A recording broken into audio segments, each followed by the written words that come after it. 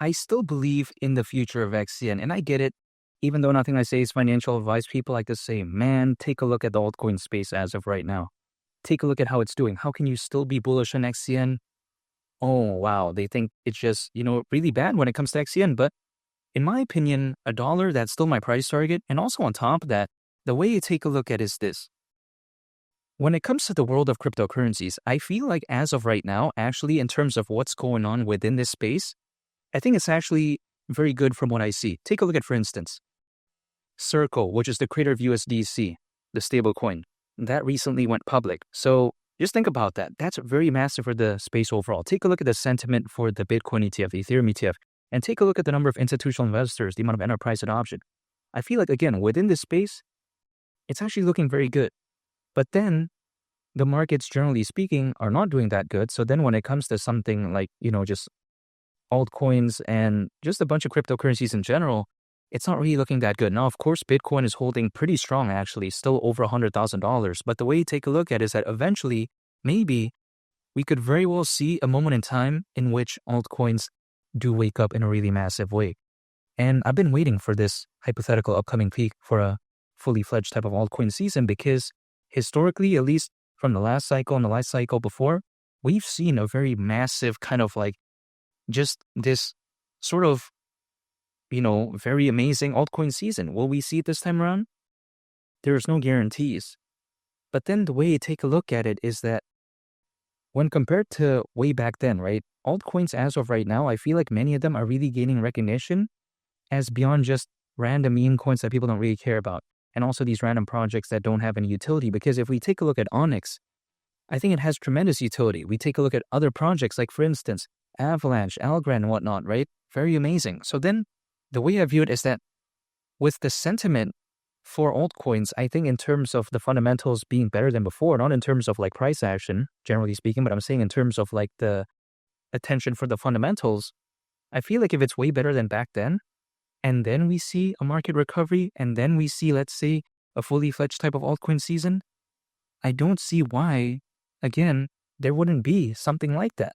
A moment in time in which something like XCN could maybe hypothetically do well again, because of course, it did very good, and then it had a pullback, and I don't regret anything, by the way, because I didn't sell any XCN, and I didn't plan to begin with at that time, because I kind of felt like the journey was still very far. And for me, I am not in this space to day trade or swing trade. That's not my style. Because if I try to do that, I could have probably missed out on the initial run when it comes to XCN. So instead of me trying to find the best time to enter, the best time to exit, what I do is very simple. I just acquire, I hold, and I just wait. Literally, that's it. There's nothing fancy to it.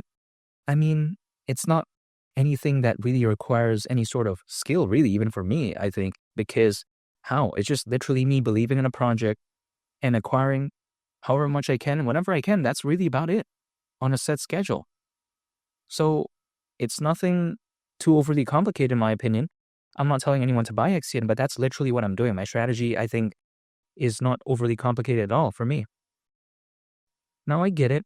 Sometimes when we take a look at the price is not doing good, we're like, oh man, this is not good and all this type of stuff. And I'm totally aware of that. But by dollar cost averaging, I am removing my emotions in a sense that all I'm doing is focus on the project, and literally that's it. I'm just focused on constant accumulation over a period of time.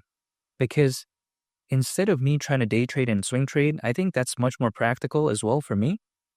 Not to mention, when people say, oh, Onyx doesn't have a future and all this type of stuff, are they saying Ripple and Stellar also don't have a future? Because if, let's say, they don't have a future, I'm hypothetically assuming that maybe Onyx wouldn't have a future. But then, because I think they hypothetically do, I'm assuming that Onyx will as well. Because Onyx, it's practically a miniature version of Stellar and Ripple. And then if we take a look at XCN, of course, market cap is just way lower than XRP and XLM. Why would I not believe in it? It's gained attention before. So if the market did good again, are we saying we can't see at least better attention than what we saw back then? If let's say, again, the market conditions for altcoins were looking very bullish, I don't see why not. That wouldn't surprise me. But the way you take a look at it is this as well. I'm actually glad that Onyx did not kind of do the test net or even the mainnet of Goliath right now. And the reason for that is because Goliath, which is supposedly going to be this very amazing layer one blockchain for the world of finance, if they kind of didn't like the mainnet launch right now or like 2 weeks ago or whatever, I think it wouldn't have been as bullish if they did it later on, which they intend to, let's say in the case of the testnet, in Q3 of this year. Sometime around there's no exact date, at least to my understanding.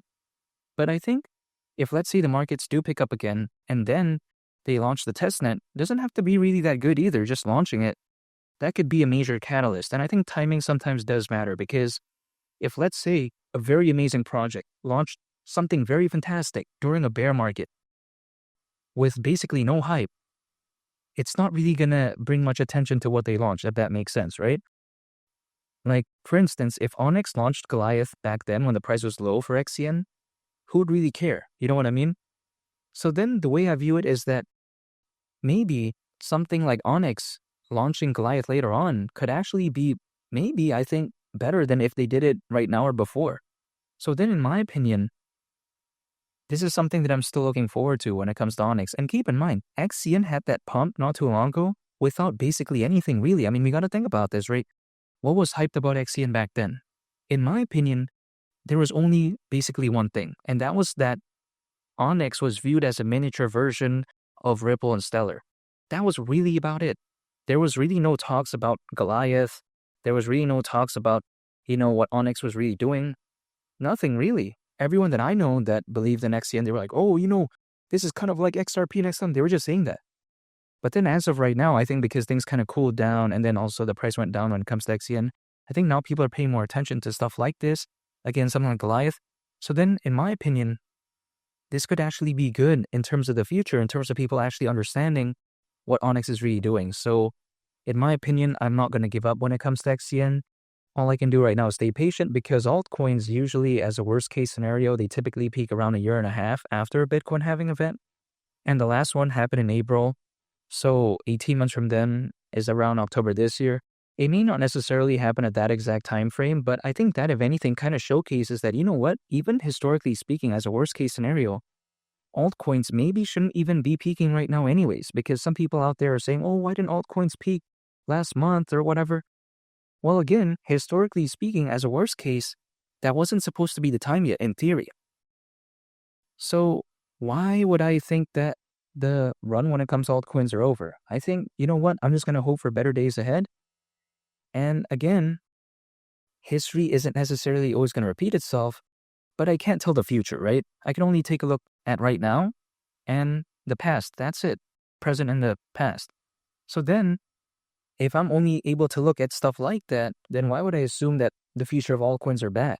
You know what I mean? And reaching the price of $1, considering current circulating supply and market cap at that point would be around $33.5 billion, around a 76x from here.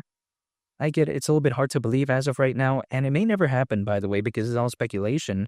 But even just going to the price of 50 cents, I mean, that's still over 35x from here, in theory. So why would I give up on that? If, let's say, maybe it does happen, who knows? I'm not telling anyone to buy XCN. I can only speak on my behalf. However, only time will tell, but $1 wouldn't surprise me whatsoever. And make sure to subscribe if you gained value from this video. I'd greatly appreciate it. It's only the captain. I'll catch y'all on the next one. I'm a peace. Bye.